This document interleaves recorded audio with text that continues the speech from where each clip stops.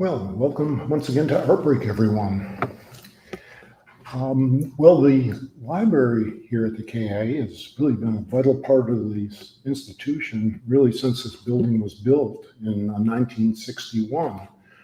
In fact, it's actually in its same location, even though so many other things around it have changed.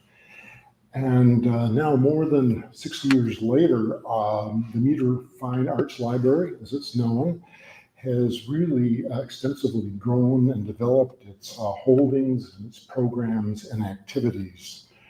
And in case some of you may not be aware of it, in addition to books, it also has a really excellent collection of art-related DVDs that you can take out. It's also a place where there are regular book discussions, which, if you haven't, are really interesting to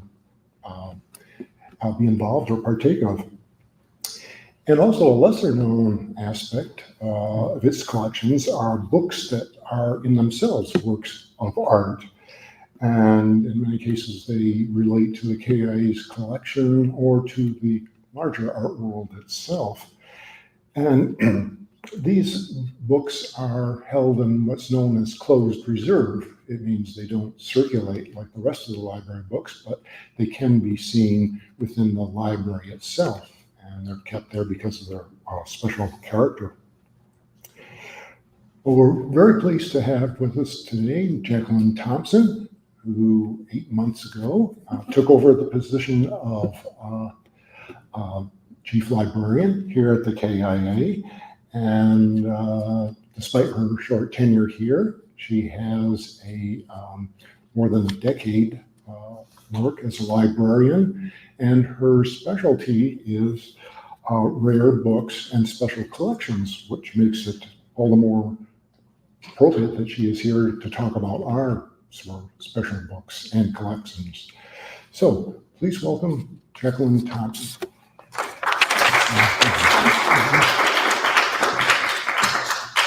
That was such a lovely introduction. Thank you so much. Well, welcome everyone. I'm really excited to talk about one of my favorite things, which are really cool books. I've been here 8 months, and in that time, I've discovered what a small but mighty library we have here, and there's so much to offer. This is a little picture of our library, and in being a librarian, I have often referred to the profession as like guardians of knowledge or information. And while that's a very epic job description, I don't think it's completely accurate. The goal of a librarian is first and foremost to unite user with information. So a question with an answer.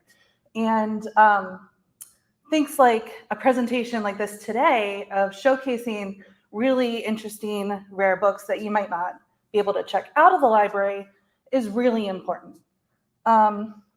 So while it is my goal to preserve and protect things like this, because they are very rare, they're very valuable, it is really important for the public to have access to them as well. So that's what we're doing here today. The KIA Meader Fine Arts Library is uniquely situated to support the needs of the community. And when I say community, I mean both the larger public, because the library is accessible to the public for free, as well as the staff and faculty here at the KIA. So we have such a wide variety of things that we can offer. Our hours are Wednesday, Friday, and Saturday from 11 until 3. And we actually have over 13,000 different items in the collection. And this includes periodicals, DVDs, reference materials that are both institutional as well as local history. We have monographs, and we'll talk about what monographs are as opposed to books, graphic novels, and a children's collection that helps support programs like Art Detectives. We also have an archive in the lower level that has images, news clippings, and then past issues of periodicals as well. So I have access to that and can use it to answer reference questions.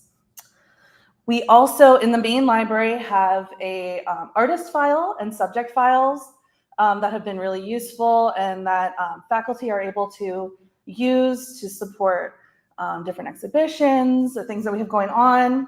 We're in the process of kind of paring that down a little bit to be more focused on Michigan artists or artists in our collection, American artists, that kind of thing. So we're really excited about that project and really getting it to a place that's really useful. We also have access to KIA-specific databases to support reference questions, as well as MEL, which some of you may know if you use the public library. MEL is an amazing resource that connects you to libraries all over Michigan. So we have access to a lot, which is really great. And I'm just excited to be a part of it. So let's talk a little bit about how the art break is going to go today. First, I want to talk about defining a couple of words that I'm going to use throughout the presentation so that we're all on the same page. Some book highlights. So I have my books laid out here. We're going to talk a little bit about each of the books, and then I'm going to give opportunity for everyone to ask questions, and then take some time to come up and actually look at the books that are on display here. And you'll notice that I'm going to handle the books, but I don't have gloves on. And the reason for that is gloves in the profession, gloves aren't really the best standard anymore. They may have used to have been, but we have actually so many little like nerve endings in our fingers that we can't feel how tense we're pulling on a page, and the page is more likely to rip. So it's easier to clean off the oils from your fingers from a page than it is to repair a tear. So just a little fun fact. So I'll be handling the books up here. If you have something that you want to see or look closer at, just let me know and we can kind of do that together. So I've laid them out as best I could, and then I've also taken pictures. So I will have a disclaimer. Librarians don't know all the answers, but they can find them. So if I don't have the answer to your question, I will look for it, and then I'll try to reconnect with you so that you can have the answer to that question.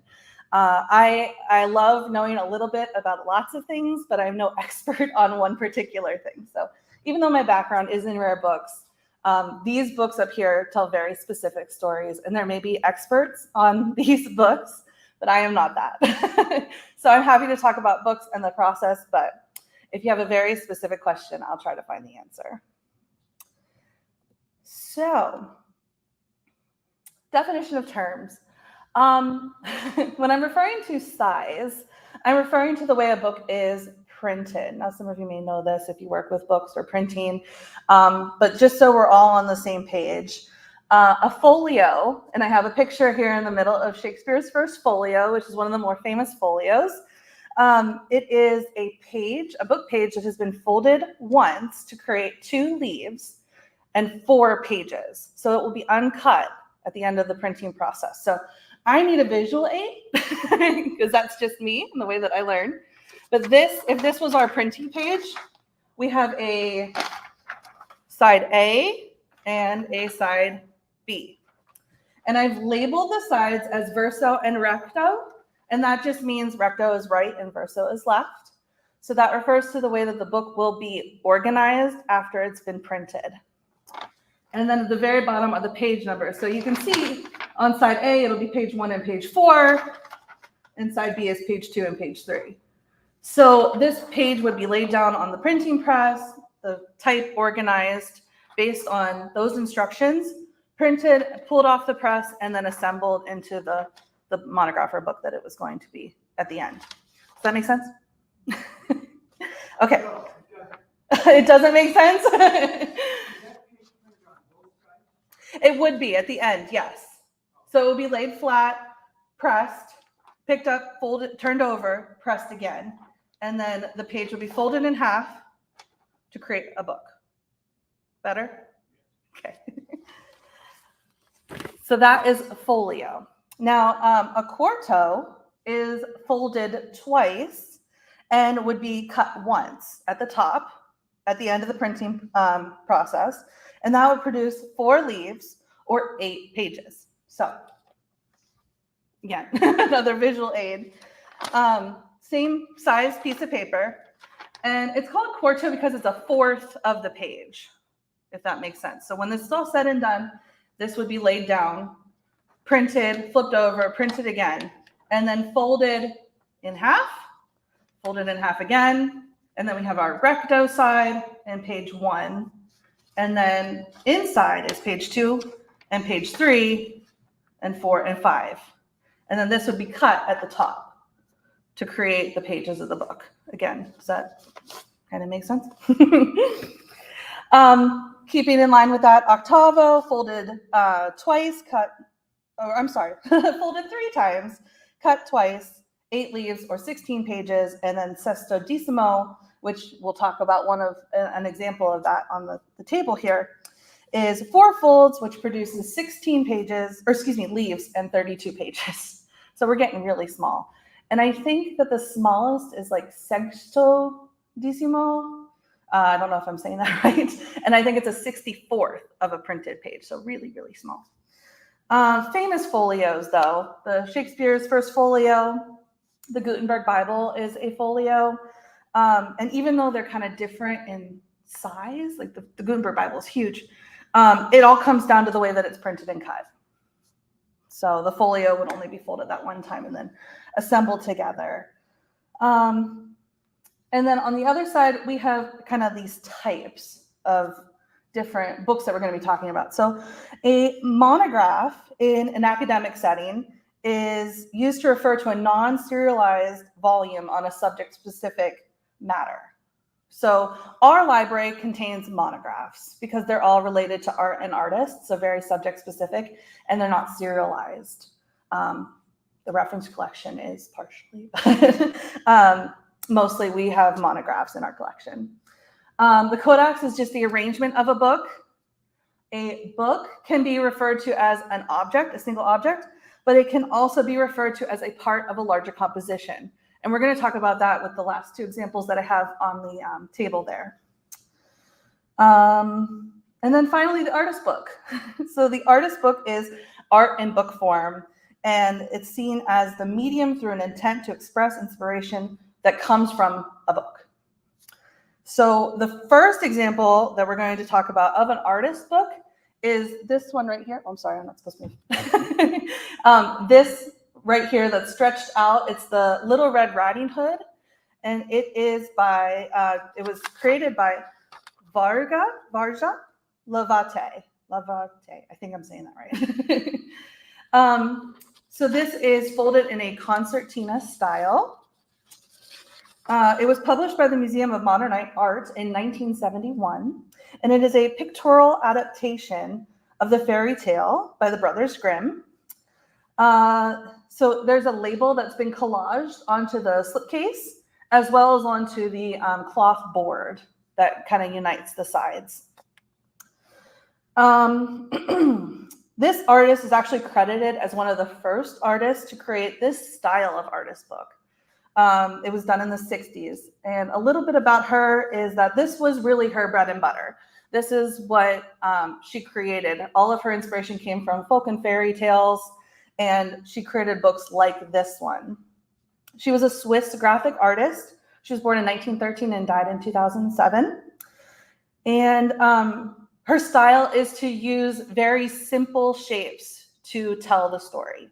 So you'll see there's a series of dots that is telling the story. So there's a key at the very beginning. The green dots represented the wood. The red dot is Little Red Riding Hood. The big black dot that you see there, that is the wolf. There was a small blue dot that was the grandmother. And there are some more little, like, kind of simple shapes that were like squares and things that was to represent like her bed. But mostly it consisted of these dots. So a very simple way to tell a story, but it had a really big visual impact. So that's Little Red Riding Hood. Keeping with the fairy tale theme, we have this really amazing tiny book. And I don't know if you can see it in the back, but it's standing up on the table because that was the best way we could decide to display it. It is a sorry, I gotta flip my page because I can't remember the exact measurement. 4 1/4 inches by 3 inches book. This is an artist book that I feel like Now I don't know in my research, but to me, it felt like the artist's book, the art is coming from how they assembled the book. Artists there was such a compilation of different people coming together from like all over the world to create this really tiny book. So it's primarily the 6 fairy tales that were chosen by the artist and etchings that were drawn onto plates. And so there are 39 etchings that illustrate the fairy tales that were drawn directly onto copper plates, and they were etched by the artist David Hockney. He did it in London between May and November of 1969. Maurice Payne was actually the editor for this, and together they decided what was going to stay. The finished plates were chrome-faced, and the editions were printed by a printer named Pierre Clement in Amsterdam, and that was done from January to May in 1970. It was translated from the German by another person in Germany, or Berlin specifically, Heiner Bastian. So we're seeing all these kind of people come together to create this one tiny little book. Well, not one, 400. It was printed by the University Press in Oxford. And let's see here. Oh, the text type is plantain light. That's interesting. It was hand set, so painstakingly. I mean, when you come up and see this book, it is like tiny, tiny. So painstakingly hand set and printed by a letterpress at the University Press in Oxford. The paper was handmade by W.S. Hodgkinson. And the paper is pure white rag water leaf, which was hot pressed and watermarked throughout the entire book. I mean, right? It's amazing. Each binding was hand done in leather, and it's blue, and there are different shades of blue, and we'll talk about that in a second. And the book was, each binded book and the box that it comes in was hand done by Rudolf Reiser. And so each of these came in like a leather portfolio. Unfortunately, we only have the book. We don't have all the other little pieces that came with this.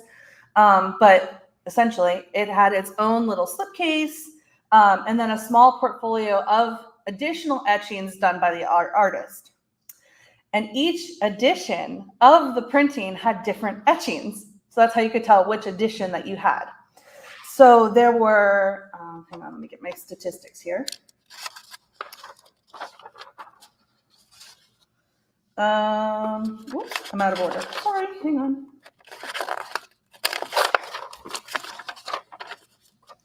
There were 100 copies. Oh, geez Louise. Well, I'm a mess. Hang on. There were 100 copies of each edition done, so 400 total, and there were only 4 printings. And each edition has a different blue cover. So that's how you could tell which edition that you had by the cover, the color of the cover, and the etchings that were included in your kind of whole packet. So we have one of the editions. This is the original, one of the 400, one of the 100, actually. And it's very, very rare because after the text was done, once they were done printing, they actually scored through all of the plates so that no other proofs could be made of this.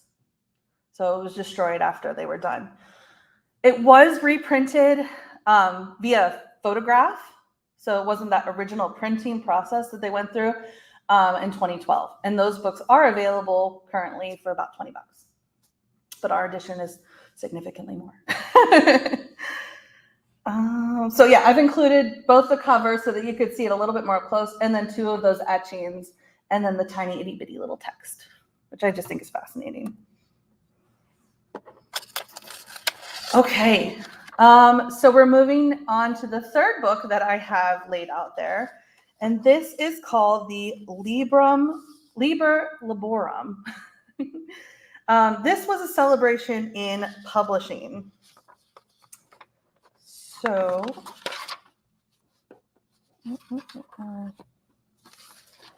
there were, oh, here we go. Thank goodness. Okay, sorry. Done in 1955. This was a celebration of the 500th anniversary of the printing of the Gutenberg Bible. So this was a collaborative worldwide project that brought leading printers together to print one excerpt of the Bible, specifically the book of Genesis, in the style of the Gutenberg Bible. And there is a full, an octavo little explanation book that kind of tells us why they came together to do this.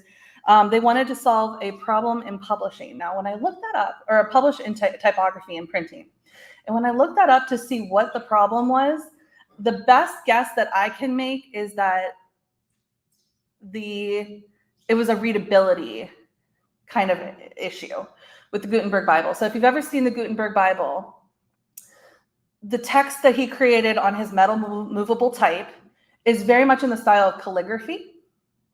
So when he pressed, the ink tended to kind of run in blots. And when you already have that kind of floral, scrolly kind of lettering, it got very blurry and kind of hard to read.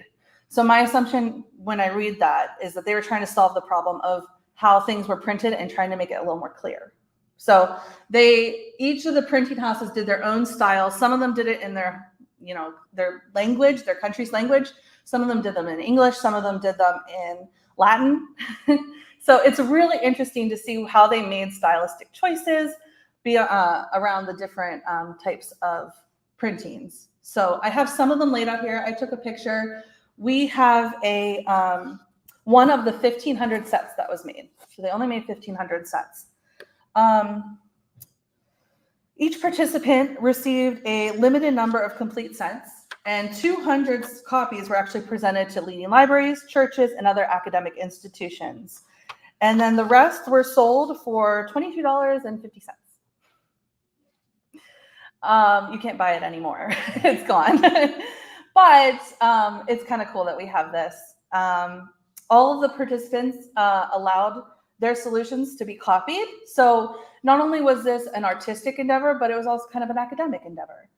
The Gutenberg Bible was the first printed book with movable metal type in Western Europe. And I'm very careful about saying that because while it was a technological revolution to kind of be able to print something like this, other examples of like pressing ink onto like paper or using movable type was cited much, much earlier in countries like China and Korea. So I want to be clear that the Gutenberg Bible is an amazing kind of technological advancement. And it definitely set the publishing world kind of on fire. But there were other examples of this happening in different parts of the world. What else? Oh, a really cool thing to note. So of all of the printers that were selected to be part of this, we actually are part of it as part of being in Kalamazoo. There's a printer from Kalamazoo, Michigan that was included in this. It was Sequoia Press. Is that familiar? I'm not a native to Kalamazoo or Michigan, so I kind of looked this up. I didn't find anything about Sequoia Press, so maybe it's kind of run its course. But Sequoia Press does have a piece in the collection. I pulled it so that you can see it. The designer was William Stone. The typeface is Emerson. The calligraphy was also done by William Stone. And the page size was 16 by 25 centimeters, so not super big. And it was 2 colors. They used 2 colors to showcase the different printing styles. So there's that. Does anyone have any questions so far? Are we kind of good? Okay. I wanted to include the Kalamazoo Writers Book of Hours in this because I think going from the Book of Genesis publishing to kind of a more contemporary example of kind of the same collaborative spirit is a really cool thing to kind of compare to. So I have examples here of the collaborative endeavor. It was 33 mostly local artists who came together to create this composition. So again, we're using that word book as a singular part and composition as the larger piece. I wanted to include this picture. When you come up, you can see there's a list of all the artists and the writers. And there's also an exhibition kind of book to describe what all the pieces were about. But I wanted to kind of showcase, Bonnie Jo Campbell is a name that's been coming up a lot recently, because as a Kalamazoo native, she wrote a book recently called The Waters. Is anyone familiar with that?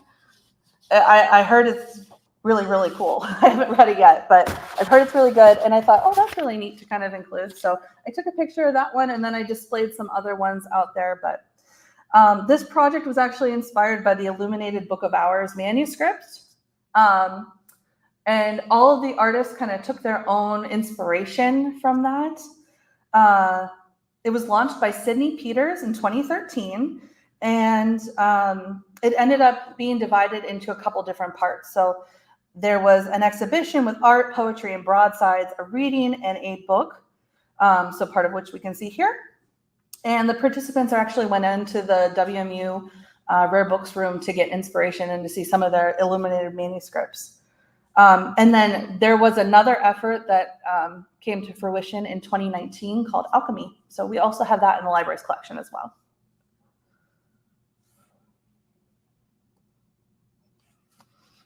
And the last book that I wanted to talk about is 100 years old. This is called Variations, and you'll have to bear with me with my high school French. 86 motifs décoratifs en 20 planches. So this is a folio of textiles and wallpaper motifs that were created by an artist, Edward Benedictus and Jean Sode. So they came together to create this compilation, and it was thought to be published in 1924, same as the KIA. So the title leaf that I have up there, so you can see, I didn't display it down on the table, so I took a picture of it so you could see. The title leaf, it is called, it's 20 pochoir, I'm not sure if I'm saying that correctly, which is the French word for stencil, lithographs, which were hand-colored by Jean Sode after Benedictus created the stencils. And the colors are so vibrant. I'm excited for when you can come up here and take a look, because the colors are just amazing. I mean, after 100 years, it's still really vibrant and beautiful. There are 86 Art Nouveau and Art Deco inspired textile and wallpaper designs included in this grouping. There's also a pochoir upper cover design too, which I'm happy to show you. If we close the book, you can actually see that as well. So this style of printing and creating was maybe a precursor to silk screening like we have today. Jean Sode was a printmaker from Paris, and Benedictus was also from Paris. So they kind of got together, but Benedictus was also a chemist. So really interesting little side note, he was the inventor of shatterproof glass. So, you know, multi-talented. Anecdotally, it said that he knocked a beaker from a shelf in his studio, and when it didn't break, he surmised that because it contained liquid nitrocellulose, that's why it didn't break. So he did some experimentation and actually created laminated glass, where there would be a layer of the glass and then a layer of celluloid. And that's what bonded the sheets together and then created the shatterproof glass. So he patented it in 1909, but it really didn't kind of become more popular until 1919, when Henry Ford put the glass in his automobiles for the windshields. So kind of cool. And it was a precursor for bulletproof glass. So multi-talented artist. So there's a lot of floral motifs. There's a lot of geometric motifs. And it's just, I don't know, I think it's just really beautiful. So all of these things, I could go on, but I won't, because I want you to have an opportunity to come look at them. So this is my resource list. These are some of the things that I consulted when I was doing my research. But I want to draw attention to a couple of things. If you're interested in this kind of stuff like I am, and you want to go look at up close and personal, New York Public Library actually has digitized the variations online if you want to go and look. And it's really, it's vivid and beautiful. The Library of Congress has a really great resource. They've digitized a lot of their stuff as well. if you want to see the Gutenberg Bible. And then I have to shout out Luna at the Folger Shakespeare Library. They have done an amazing job of digitizing a lot of their collection and making it accessible, because that's where a lot of the rare books and kind of things are stored. The Folger Shakespeare Library is an amazing resource. So it's called Luna, and you can actually really, really dive in pretty deep and see the very specific little details in all the work. So kind of a cool thing. So I'm happy to answer a couple of questions, and then you can come up and take a look at the books. So when you were showing at the beginning, I forgot the terms, but the way you take the paper and fold it. Yes. So it's simple to understand if it's page 1, 2, 3, 4, but when you're laying them all on top of each other to make a 100-page book, you really have to plan very carefully how you're going to print everything. Yes. And it's easy to make mistakes. Yes, and actually that's kind of a really neat thing about rare books and these old books that were constructed by hand, because we're human and we make errors. And I mean, anecdotally, that's where they say, mind your P's and Q's, because it was very easy to get those mixed up with movable type. So errors would be made. I don't know, that's totally true. I won't cite a source for that one. But yes, it's you have to be really, really smart about the way that you plan out your printing. And that's how we get kind of these different editions. Like if you go into the Folger Shakespeare Library and look at the different editions from folio to folio, you'll see kind of different errors, different marginalia from people writing in it. So that, I mean, it's cool. Each of these tells its own story. And that's what's interesting to me. But did that kind of answer your question? Yeah. I wonder if you could give a little bit of an overview of the KIA collection, like when it started, whose idea it was, what's your criteria for acquiring books, and where they're kept, and how often they come out into the sunlight. And Yeah. I didn't know it existed until I saw this. Oh, good. Well, that's kind of part of the point of these things, is to showcase what we have, but also to say like, hey, we're here, come see us. So the history of the KIA library, I'm learning more about as I go. My goal as I've been here is to kind of hit the ground running. So I can't speak to the history as much as I can what I do now. I consult academic literature, and like I said in the beginning of my presentation, the library is uniquely situated to support, the academic interests of the institution and the public, as well as the academic interests of the school. So we're kind of a really unique library. I've never worked in a place like this where you're kind of catering to a lot of different audiences at the same time, as well as the public, because the public can come in and use the library. So when I'm selecting books or monographs for the library, I'm consulting academic literature. I'm also taking requests from people as to what they need from me, need from the library. I'm looking at what exhibitions are coming up and how we can support that. So it's kind of a pulling together of a lot of different resources to make decisions. Also, we're small. It's a small library. So whatever I can do to find things that are digitized or online, it's a really big helpful thing for me, because we have little space. So, and as far as things coming out and to see the light of day, anyone can come to the library and look at books. You have to be a member to check out books, to take them home with you, but anyone is welcome to come into the library, take a seat, take a book off the shelf, and take a look at it. Even use the artist files, anything from the archives, I'm happy to pull. It just can't leave the library. So we try to make it as accessible as possible, and then do things like this. Yes. Excuse me, I'd just like to mention that your catalog is online. Yes, thank you. It is. No matter where they are, can search for what's in the library and what resources are there. It's a great resource. Thank you. Yes, that's really great to mention. Thank you. I have a link to that at the end of my presentation as well, to specifically the library catalog, as well as my email if you have any questions. Yeah. Are you still trying to collect for your rare books collection, or is that just kind of we have it and we're happy with it? We take things, we take donations. So if something were to come to us, I'm not actively collecting rare pieces. I think that something like this is a really cool opportunity to showcase what we already have, which is great. If that's something, that we want to expand to eventually, maybe. But for the purposes of serving the institution and the community, I don't see it being a current goal, like something I want to do right this second.